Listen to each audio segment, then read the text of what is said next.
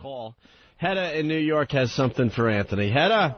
It's Newark. What's up, guys? Oh, Newark, sorry. Hey, Anthony, man, I noticed that lately you've been very racist. Lately? I take offense to that. The old show you weren't that racist, and it seems like with Patrice there, you're trying to hold it back a little bit. Patrice, when you're not there, this guy is damn near Hitler. I mean, he what is it, Hedda? Hedda, yeah. I'm very happy. So you're saying... Hedda. Oh, see, I got an XM radio now, motherfucker. I can hear you. You know what? Thank you, Hedda. Sir? He's up here smiling in the black man's face, but his good old AC, the racist. Thank you, man. Hedda, do you have an example or something? All that Hitler stuff. When you talk about Hitler, you talk about it with gusto. It's like with gusto, you bastard. Really like, do you think that kind of racism is the kind of racism that Patrice even cares about? No, Anti-Semitism? He don't care. The blacks hate the Jews. Not only that, like sometimes when, like for example, you might do a news story about, say a black guy committed a crime. You say something smart like, if I could find one in the paper, I'd do a story about it. Oh yeah, you'd be like, oh yeah, well who else is gonna be? You know, like the niggers, you know, like that, whatever. Now you're lying. I'm lying. Sir, now you are lying. Our listeners are great with that. Have I ever looked and read a news story? Shut up, let me talk now.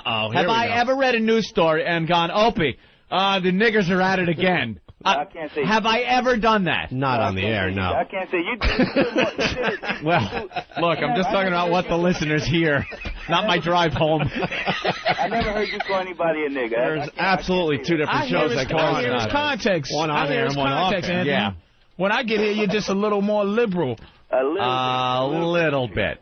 You know what? But that's why I'm here from time to time, Hedda, so that I can control his racist rants. And I imagine if I wasn't here for Martin Luther King's birthday, what these two motherfuckers would have said about it. It would have been a mess. And Hedda, stop blowing up our spot. Alabama's just about liking us at this point. One more thing to say. Anthony is funny as hell. Keep it up, though. Thank you, Hedda. And Bastard trying to sell me out to my pal Patrice over here. What the? Dirty racist. And hopefully it's all. And I'm... Just what I thought. All right, Hedda, thanks. Thanks for the help. Thanks for helping out my insecurity today. Selling out, blow up my spot, son of a bitch that guy was. Oh, well, here come the examples. Opie is as big a racist. Let me tell you something.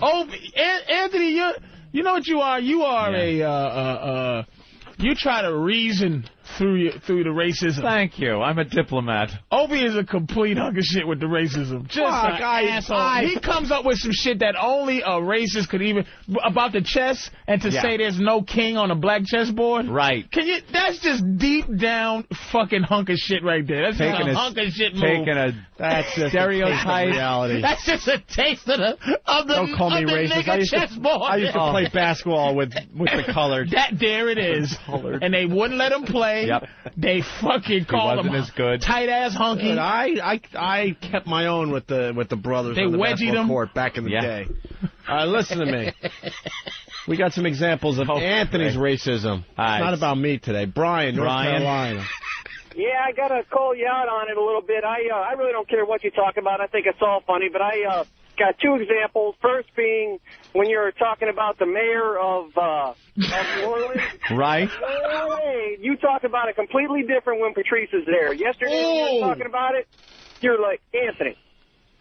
He's about putting chocolate back in New Orleans. And the other example was Black Earl paying for the check. And when Earl started complaining for it, he said, I see some nigger wage. Whoa. And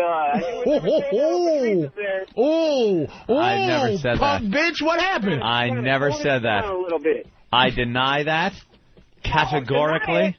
I never said that about Earl. All right. Thank you, Brian. See, no one has a real example. No one has a great example. Everybody's trying to call Anthony They will never find. I tiptoe. Hey.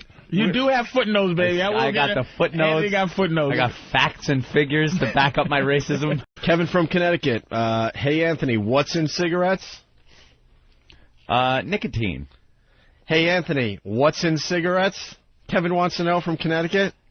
Okay, that was a character I was doing. It was 1940s guy. And excuses? God, I feel it. It was this guy.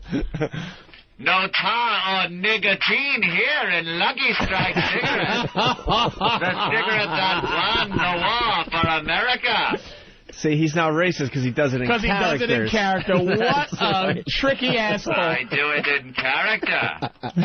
It's low in nicotine and tar, baby. That old gag brought back one more time. By the way, everyone is raving about your History Channel read. Can we get that isolated, or do you have that before we go to break? They want you to do it in your 1940s voice? Yeah, the 40s voice. Apparently, there's one for Air America, too, that airs on the platform. That I did the whole thing in the old 40 guy voice. Yeah, well, you know what? We'll find that and we'll play when we get back from break. All right. It wasn't. I know, E-Rock, he's got it. E-Rock? What a... Why do you upset Opie like this? I know he's got it. I know Dirk is good and he's going to find it. God. It was my way of just maybe making people go, I want to hear that. So instead of going to the 80s channel, I'll give these guys another 20 minutes or so. I bring nothing to the table. Exactly. That's right, E-Rock.